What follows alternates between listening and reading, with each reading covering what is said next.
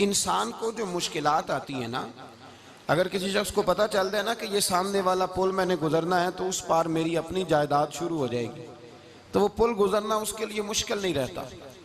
अगर किसी को पता चल जाए कि बस ये 2 सड़कें हैं मैंने अबूर करनी है, फिर मेरे लिए सफ़र आसान हो जाएगा, तो वो झटपट गुजर जाता है। ना धूप देखता है, ना थकावट देखता है, ना रश देखता है, ना गाड़ियों की रेल पेल देखता है, गुजर जाता है। अल्लाह करीम ने फरमाया बंदा मोमिन जान ले, अगर मैं तुझे एक मुश्किल दूंगा तो मैं तुझे कितनी आसानियां, चले सारे बोल दें कितनी जी, कितनी अल्लाह ताला आसानियां देगा? 2 आसानियां। हम लोग अच्छा, जब हमारा जहन बन जाता है ना कमजोरी का, हमारा जब मिजाज बन जाता है मायूसी का, फिर मामला जरा हमारे लिए गंभीर हो जाता है। अगर हम ये जहन बनाए ना कि मुश्किल मेरे अल्लाह की तरफ से आई है तो वो मुझे आसानी भी जरूर अता करेगा, तो फिर अल्लाह जरूर ही आसानियां अता फरमाता है। और जो मुश्किलात जिंदगी में आती है ना, हजरत मौला अली शेर खुदा रदी अल्लाह ताला अन्हु का बड़ा खूबसूरत फरमान है।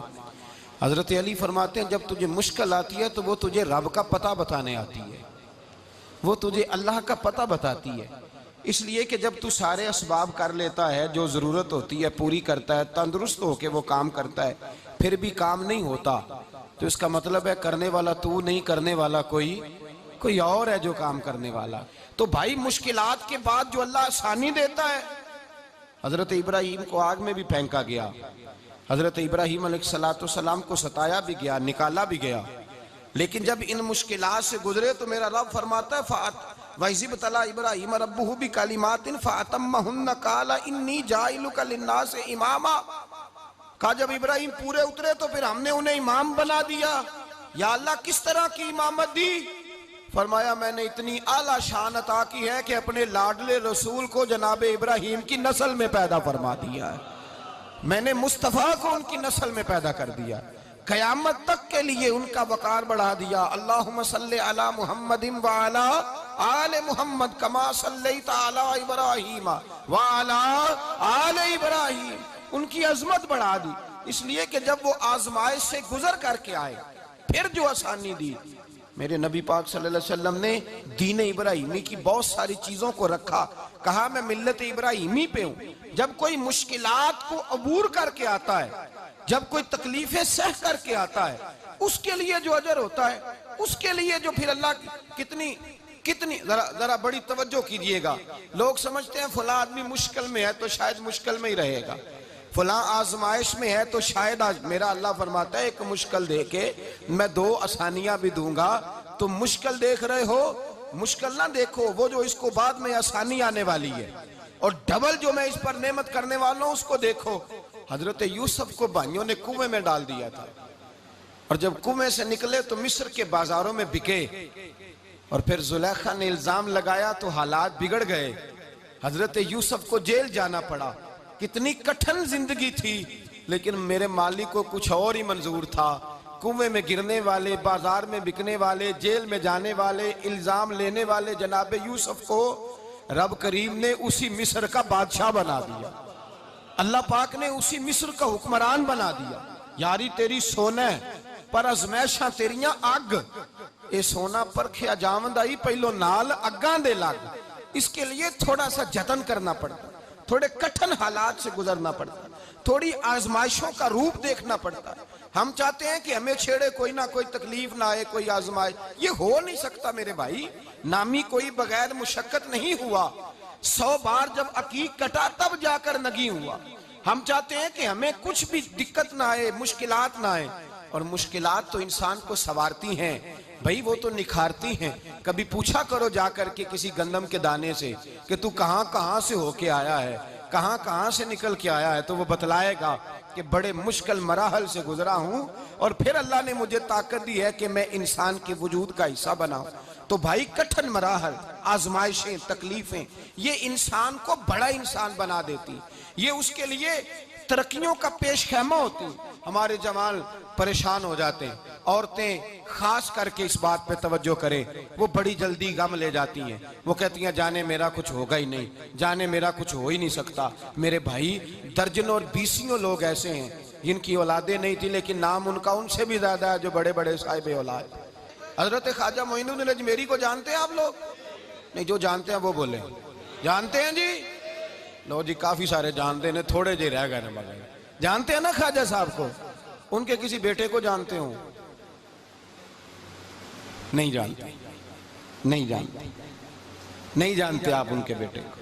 हजरत ख्वाजा मोइनुद्दीन अजमेरी रहमतुल्लाह ताला अलैह के बेटे को नहीं जानते, लेकिन वैसे आप हिंदुस्तान में किसी आदमी को छेड़ के देखे वो कहेगा मैं ख्वाजा साहब का रवानी बेटा हूं। मेरे भाई यहाँ लोग परेशान हो जाते हैं कि औलाद होगी तो ये होगा, फुला होगा तो ये होगा। भाई ऐसी कोई बात नहीं। मेरे पास पैसे होते तो मेरा अब्बा बीमारी से फौत ना होता। जो मालदार होते हैं तो क्या वो बच जाते हैं? हजरत इजराइल उन्हें छोड़ जाते हैं? ओ खुदा के बंदे तू कैसी बात कर रहा है? याद रख, ये जो आजमाइशें होती हैं, ये जो तकलीफें होती हैं, ये जो थोड़े से मुश्किल हालात होते हैं। हजरत यूनुस अलैहिस्सलाम की दोस्ती होगी हजरत जिब्रील अमीन से, तो जनाब जिब्रील मिलने आए। हजरत यूनुस अलैहिस्सलाम फरमाने लगे जिब्रील मेरा दिल करता है मुझे उस बंदे की मुलाकात करा जो अल्लाह का सबसे ज्यादा इबादत गुजार बंदा है। हजरत जिब्रील अमीन ले गए दूर दूर फलस्तीन के इलाके में और ले जाकर एक बंदे से मुलाकात कराई जिसकी दोनों आंखें भी कोई नहीं थी, दोनों बाजू भी कोई नहीं, दोनों पैर भी कोई नहीं, और उस बंदे की जुबान पर लफ्ज बड़ा क्या जारी थे, या अल्लाह तेरा शुक्र है, या अल्लाह तेरा, बोल के कहिए या अल्लाह तेरा, ऐ अल्लाह तेरा शुक्र है। शुक्र शुक्र कर रहा था।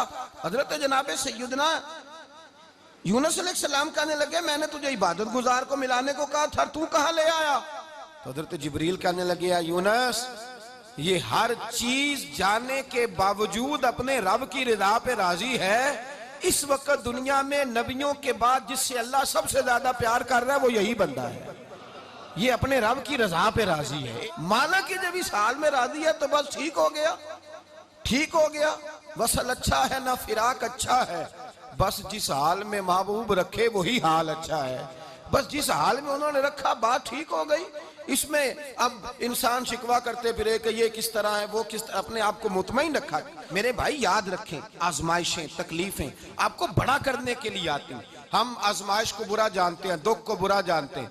दुख तो बड़े प्यारे होते हैं, ये रोने का सलीका सिखाते हैं, ये अल्लाह को मनाने का तरीका सिखाते हैं, ये मस्जिद में जाने का। वो जो सुखी बंदा है ना, सुखी, मुझे एक साहब कहने लगे दो किस्म के लोग मदीने से आते, मदीना शरीफ पूछने लगे, कहने लगे हजरत जी दो किस्म के बंदे हैं, कुछ वापस जाते हुए तड़प रहे हैं, कुछ तस्वीरें खींच रहे हैं रुखसती के वक्त, फर्क क्या है? तो मैंने कहा वो जो तस्वीरें खींच रहा है वो अमीर आदमी है, उसे पता है कि मैं फिर टिकट ले लूंगा, महीने के बाद फिर आ जाऊंगा। और ये मदीना छोड़ते हुए तड़प रहा है, ये कोई गरीब है, ये कह रहा है पता नहीं दोबारा मौका मिले कि ना मिले। ये दुखी है, ये आजमाइश में दुखी। सुखी बंदा तो मक्के जाके नहीं रोता, वहां भी खड़ा है, डट के खड़ा। दुखी कोई नहीं तो रोए कैसे? जब आपको अल्लाह मुश्किल देता है तो समझ ले रब आसानी देना चाह रहा है। जब तेज धूप आती है तो समझ ले अल्लाह गर्म हवा गुजार के ठंडी बारिश बरसाना चाह रहा है। और जब चारों तरफ से घुटन हो, पंजाबी में कहते हैं गुम्मा लग जाए, तो फिर सारे बोल के कहते हैं अब जो तूफान आएगा वो सख्त ही आएगा। इसलिए कि घुटन जितनी ज्यादा होती है फिर फजल भी उतना। जिन लोगों ने तकलीफें ज्यादा सही थी रब ने इज्जतें भी ज्यादा ही अता फरमाई। जिन लोगों ने तकलीफें ज्यादा सही ना उन्हें अल्लाह ने दर्जा भी।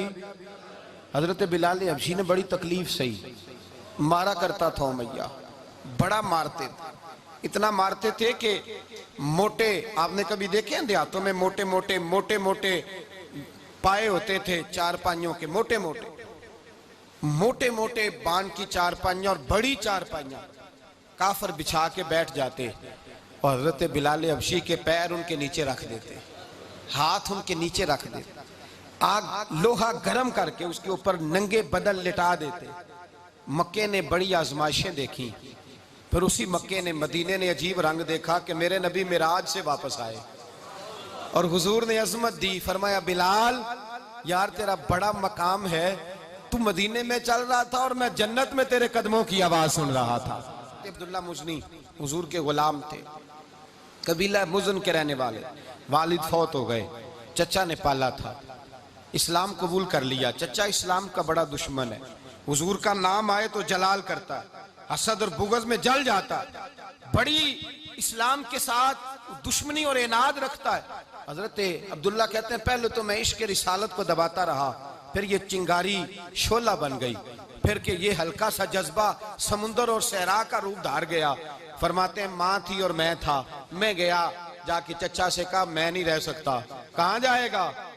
तो मैंने धीमे लहजे में कहा मैं मदीने जाऊंगा, अब मैं रसूलुल्लाह के मदीने जाऊंगा, अब मेरा गुजारा नहीं होता, अब मैं जाऊंगा।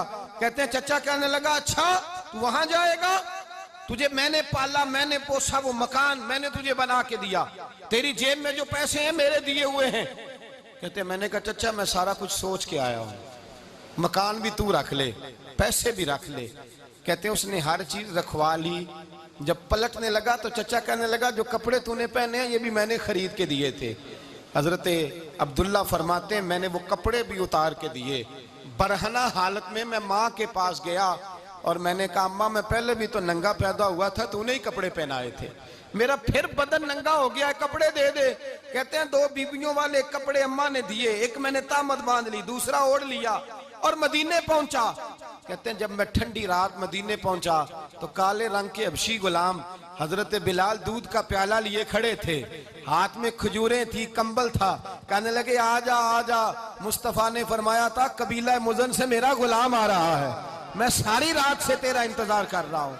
हजरत जनाब सैयदना अब्दुल्ला रज़ी अल्लाह ताला अन्हु फरमाते मेरी मुश्किल आसान हुई। फरमाते मुझे मदीने में एजाज मिल गया, मुझे इज्जत मिल गई, हर आदमी मेरी कदर करने लगा। गोया बुजुर्ग कहते हैं कि हजरत अब्दुल्ला दुआ करने लगे कि ए अल्लाह तूने मुझे बड़ी शान दी है मुस्तफ़ा की गोद में, अगर इसी रहमत के छांव में मैं पर्दा कर जाऊं तो मेरी बात बन जाएगी। हजरत अब्दुल्ला का विसाल भी रसूलुल्लाह की गोद में ही हो गया। गोद में ना कोई रिश्तेदार, ना कोई ताल्लुकदार, ना कोई हमसाया अपना, ना कोई चचा, ना कोई मामू, शहर में तनहा असी किसे दे कुछ नहीं जे लगदे ते ना कोई साडा दर्दी। तन्हाई जनाजा उठा तो उठाने वाले कौन है? अबू बकर सिद्दीक, फारूक आजम, उस्मान गनी, मौला अली, हसनैन करीमैन जनाजे में शामिल। मेरे रसूल पाक सल्लल्लाहु अलैहि वसल्लम ने जनाजा पढ़ाया। देखो मुश्किल काटी थी तो आसानी का रंग देखो, आसानी का अंदाज देखो। हजरत सैयदना अबू दरदा रज़ी अल्लाह ताला अन्हु इरशाद फरमाते मदीने में रिवाज था कि जब कब्र में उतारने लगते थे तो करीबी रिश्तेदार उतारा करते थे, पर अब्दुल्ला का तो रिश्तेदार ही कोई नहीं था मदीने में, कौन उतारे? फरमाया जब कब्र में उतरने लगे तो हजरत अबू बकर सिद्दीक और हजरत उमर फारूक उतर गए कि हम कब्र में उतारते हैं। रसूलुल्लाह ने फरमाया तुम बाहर निकलो, तुम क्यों कब्र में गए हो, बाहर आओ। कहते हम बाहर आए तो अल्लाह के रसूल अंदर गए।